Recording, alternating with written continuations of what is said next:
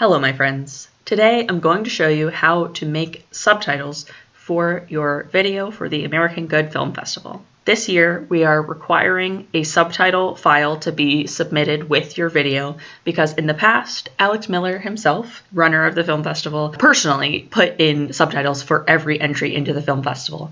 Now that we're growing and getting bigger, that's not feasible now and moving forward. So now we're making it a requirement for the filmmaker themselves to submit a subtitle file with your video file. So the first thing, you're going to need a YouTube creator account so that you can get into YouTube Studio. This is the easiest, most accessible way I know of to make a subtitle file. If you know a better way, if you know a way that you think is easier, that's fine too. We just need the SRT or SBV subtitle file sent in when you send in your video. Start on YouTube and then go to the top right, click on your icon, and then go into YouTube Studio. Then your dashboard will open up. If you don't have any videos on your channel, that's absolutely fine, but it might look different than mine looks because this is my personal channel. What you're going to do first is you're going to need to upload your video, okay? So then there's in the upper right, there's an upload video button. Upload your video and then set it to private because you don't want it to be publicly visible. You just need it on YouTube so you can do the subtitles process. So upload your video privately,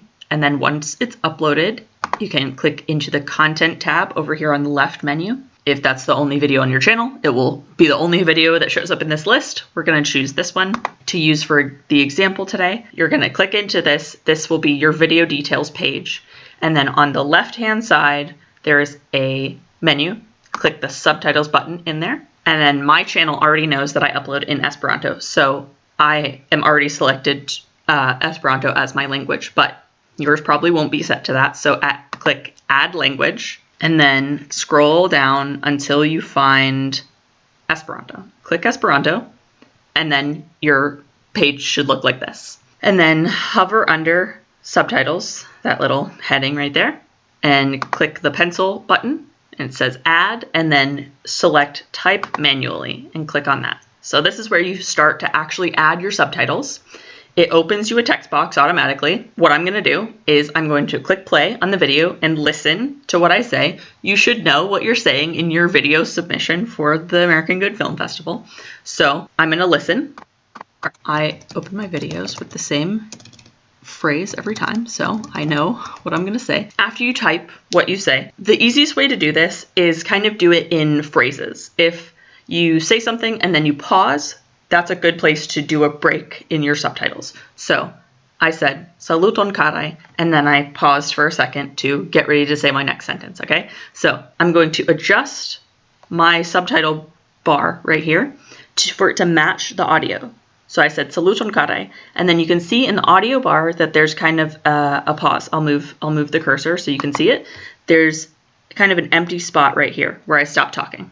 So then I'm going to hover over the subtitle bar until a horizontal arrow shows up, and then I'm going to click and I'm going to drag, and when I drag it, it changes the time length of the subtitle so that it becomes in time shorter, so it matches the brief moment, the 1 second where I say saluton kare, and then I'm going to listen back and make sure it matches again.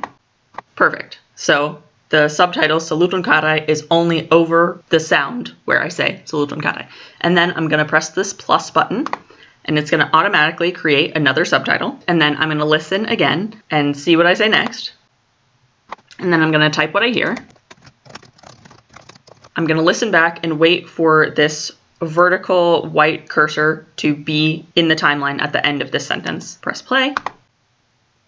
And then I'm pausing it because there's a second way instead of the horizontal arrow, because that thing can be very annoying and finicky. So if you don't want to deal with that, find in your timeline if you move your cursor, the timestamp shows up right there at the top, right? So move your cursor, and this is where right after I said imbolgo, which is the last word that I typed in my subtitle, right? So the number right there says 0424. I'm going to click right there, and then I'm going to go up to this text box that has a number in it, and I'm going to type 0424 because that's where I just made a mental note that that's where I stopped after I said Imbolgo. That's where my little pause was, and that's the easiest place to do breaks in your subtitles. And then I'm going to click off there, and it'll automatically make the adjustment. Perfect. The text box in the timeline expanded to occupy all the space in between the moment this sentence started and where I ended it. So then we're going to press this little plus button again. I'm going to play. I'm going to listen to what I said. I'm going to type what I heard. And then again, I'm going to adjust the beginning of it to be slightly away from the end of the last sentence because I paused for just a second. Since the way I typed this subtitle was a full sentence and I paused at the beginning and I paused at the end, then right here over here, I can see the pause, right? I can see where I stopped talking. So then I don't have to think about the time of the adjustment. I can just grab with the horizontal arrow and drag it to expand that subtitle until I stop talking again, because I know that's where I pause, and then that's where I'm gonna have to make another subtitle. So listen again, and again, I will adjust it to be over in the timeline, the audio where I start talking, and then where I paused talking. All right, and then I will listen back and make sure I did it right.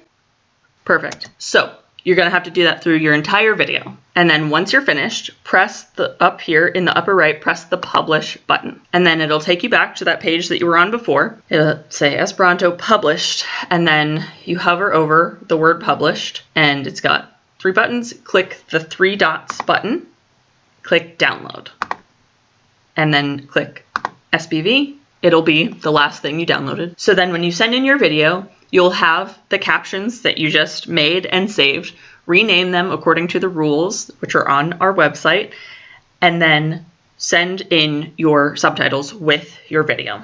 And that's it. Thank you so much for watching. I hope this was a helpful video to help you make subtitles for your film festival entry.